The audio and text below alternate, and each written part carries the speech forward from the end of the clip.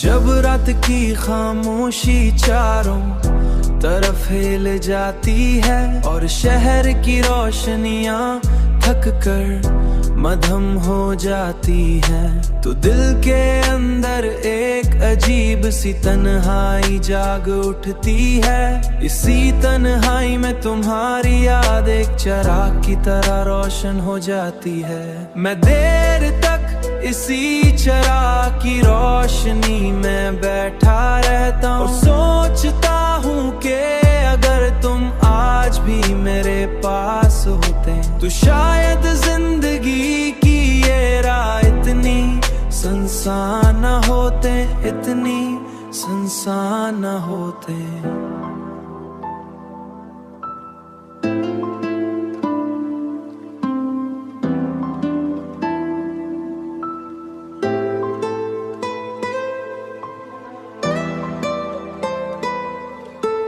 वक्त ने बहुत कुछ बदल दिया है, मगर एक चीज अब भी वैसी ही है। मगर एक चीज अब भी वैसी ही है, और वो है तुम्हारी याद,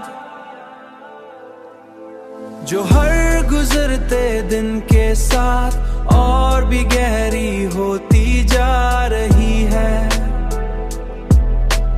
जैसे किसी पुराने दरख्त की जड़ें जमीन में और ज्यादा मजबूत होती जाती हैं। शहर की रोशनियां मधम हो जाती हैं।